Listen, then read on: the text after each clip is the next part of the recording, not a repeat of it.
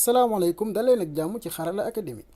mbokk yi seetaan Xarala Academy tey dañoo ñëwaat ci suñu série Weekend App mu nekk ay série yoo xamante ni ay vidéo yoo xam dañ koy def di leen ci wan yan ñooy application yi nga xamante ni mën na leen jàppale ci seen dund. parce que am na application yu bëri yoo xamante ni ñi ngi si Play Store wala App Store yu am njariñ trop te xamu leen ko mu nekkoon benn série boo xamante ni commencé woon nañ ko bu yàgg première bi moo nekk nii am na tamit demoon nañ ba xaw ci sori ok. léegi tey ci yan application la ñu ñëw tey ñoo ñëw application yi ñuy wax productivité maanaam li nga xam ne da lay jàppale nga mën a dund organiser sa dund bu baax a baax parce que boo xoolee temps bokk na ci li gën a cher ci li nit ki am te boo mënul organiser sa temps bu baax a baax wala amoo lu lay jàppale pour nga organiser ko xëy na li nga bëgg réaliser wala li nga bëgg a def doo ko def application boobu bis njëkk mi ngi tudd Todo. Todo moo nekk nii mu nekk benn application bu Microsoft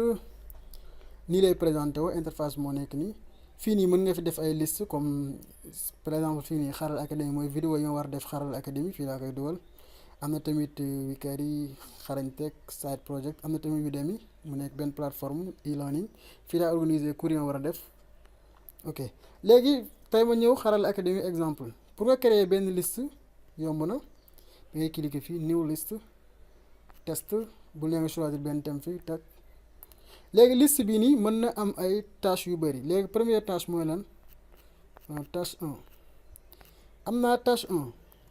léegi boo amee tâche 1 boobu mën na am ay étape pour nga def ko nga ñëw nii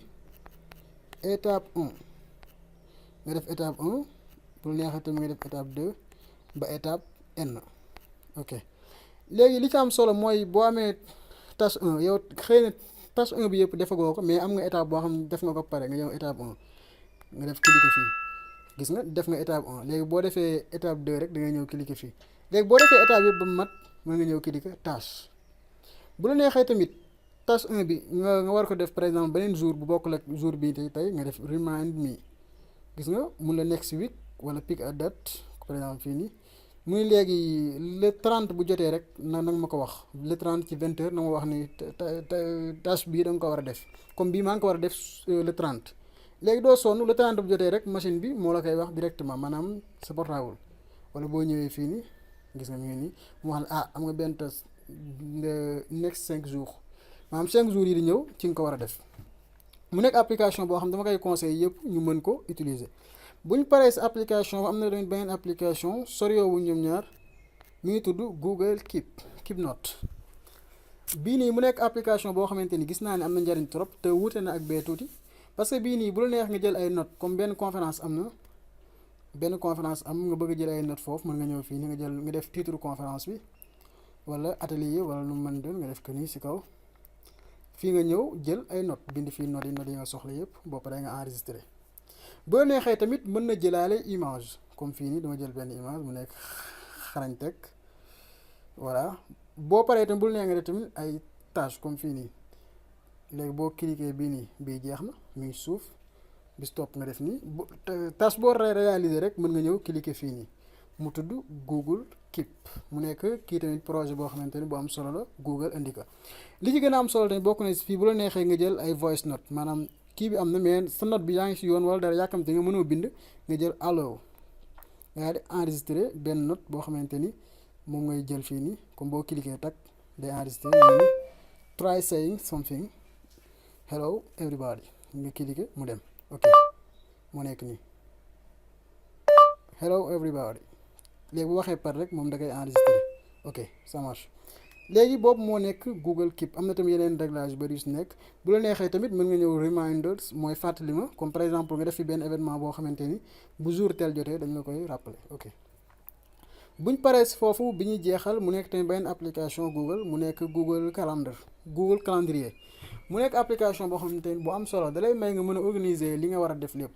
événement yi nga war a dem ci année bi wala yi nga war a dem ci mois bi yëpp mën nga fi def par exemple events wala reminder par exemple mën nga ñëw fii nii par exemple boo ñëwee benn weer da lay wax événement yi su war a am comme man fii nii le 21 moom moo war a nekk Mawlud mi ngi nii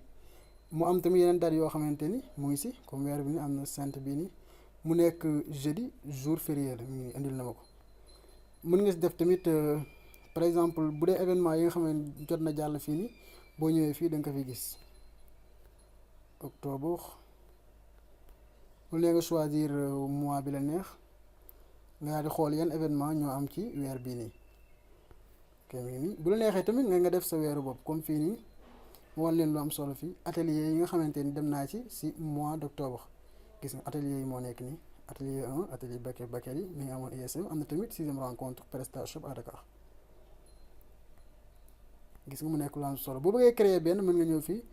li si gën a neex bu la neexee da ngay créer benn événement wala objectif mooy bis kaw goal reminder pour mu